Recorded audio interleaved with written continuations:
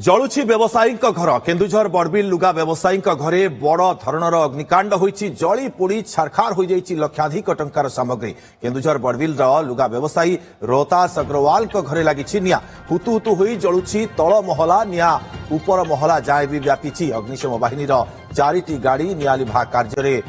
लागिछंती मिलिथिबा सूचना अनुसार आज भोर समय व्यवसायी रोहतास अग्रवाल घरे निया लागिथिबा देखिथिले रास्ता रे जाउथिबा किछि लोक कोनोसी प्रकार द्वितीय महला रे थिबा अग्रवाल परिवार को खबर दिया जाइथिला प्राण विकल रे दुई छोट झियो को धरी परिवार रो 9 जन सदस्य बाहर को बाहरिथिले फलरे एक बड़ अघटन रु अल्प के बर्ती जाइछंती कोठार तल महला रे थिबा तुला ओ गदी रे निया लागी ताहा ऊपर जाय व्यापीथिबा सूचना मिलुछि आपण देखि पारुछंती से दृश्य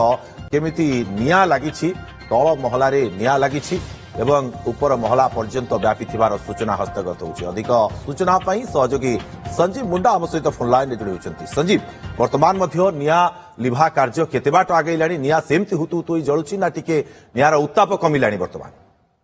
निहाती भावे दुर्गा जो बड़बिल एक भयंकर अग्निकांड घटी आज भर भर अग्निकांड घटी जना पड़ी तेरे ए संबंध में अग्निकांड होगा संबंध में सठिक समय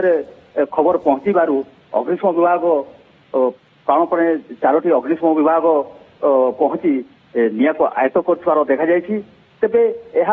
जदि टे व्यतिक्रम होता पारे बड़ अघटन घटार संभावना रही तेरे एने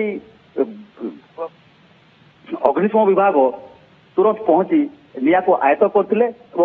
परिवार संजीव निया संपूर्ण आहत हो साराणी ना एबे भी सेमती हुतु हुतु होई जळुछि अग्निशम बाहिनी तांकर प्रचेष्टा जारी रखिछंती निहाती भावे अग्निशम प्रचेष्टा रे वर्तमान सुधा निया को आयत्त करिवारे सफल होइछंती तेबे एहा किपरि निया लागला कोन पय लागला शॉर्ट सर्किट किमा किपरि लागिछि ताहा जना पड़े नै तथापि निया को अग्निशम विभाग तरफ आयत्त करिवारे सफल होइछंती दुर्गा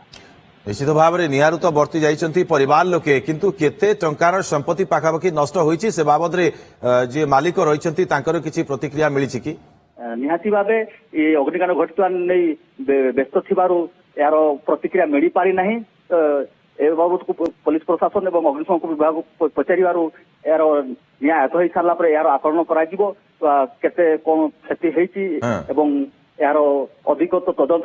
जारी रहिबो बोली अग्निशम बाहिनी केते घंटा धरी कसरत कलेनी निया को लिभाइबा पई निहाती भावे खबर पाइबा संगे संगे 4 घंटा धरी निया को आयत्त करथिले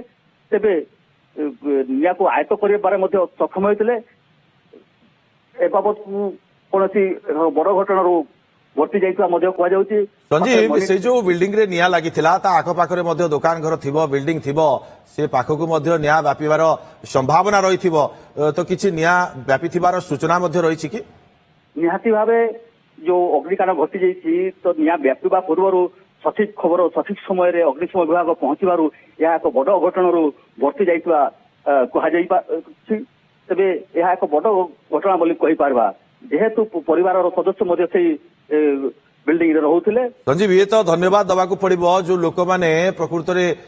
खबर देइथिले देखिथिले जे निया लागिछि जेहेतु तळ महला रे निया लागिथिला से माने देखिकी खबर देइथिले परिवार लोके बर्ती जाइछन्ती सेमान को निश्चित भाव रे धन्यवाद दबा दरकार कारण से माने न कहिथिले हुए तो किछि बड़ अघटन गोटे घटी जाई थांता